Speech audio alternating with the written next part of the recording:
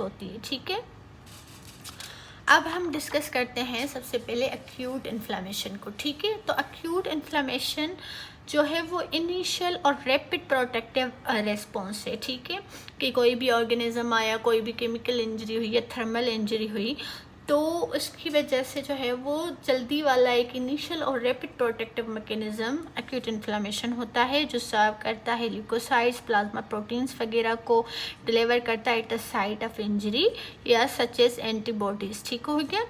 उसके बाद ये जो एक्यूट इन्फ्लामेशन है ये नॉर्मली कंट्रोल्ड होती है और सेल्फ लिमिटेड होती है, यानी कि ये जब हमारे पास जो ऑफेंडिंग एजेंट है वो एलिमिनेट हो जाएगा, जो ल्यूकोसाइट्स वगैरह उसको ख़त्म कर देंगे प्लाज्मा प्रोटीन्स, तो फिर ये इन्फ्लामेशन का जो प्रोसेस है वो भी ऐसा ऐसा खुद ही ख़त्म हो जाएगा, ये सेल्फ लिमिटेड है। ठीक हो गया। उसके बाद ये रेपिडली होता है और उसके बाद the leucocytes have short life span. अब जो ल्यूकोसाइट्स आए हैं ना इस एक्यूट इन्फ्लामेशन की वजह से, जो साइट ऑफ इंजरी पे आए हैं, उनकी लाइफ स्पेन शॉर्ट होती है, तो वो बैक्टीरिया को ख़त्म करके खुद भी ख़त्म हो जाते हैं। तो अब ल्यूकोसाइट्स ही नहीं है तो इन्फ्लामेशन भी नहीं होगी। ठीक हो गया।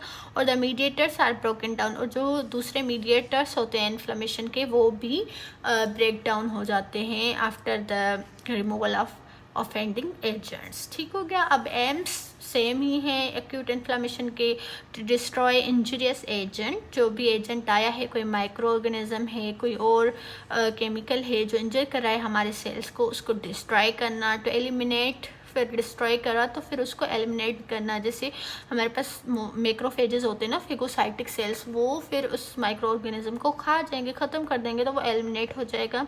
To clear away necrotic debris, अब उस माइक्रो ऑर्गेनिज्म ने और इन्फ्लामेशन की वजह से जो भी हार्म हुआ या फिर जो भी सेल्स वगैरह हमारे डैमेज हुए, उस नेक्रोटिक डेब्रिस को भी ख़त्म कर देना इन्फ्लामेशन का एम होता है।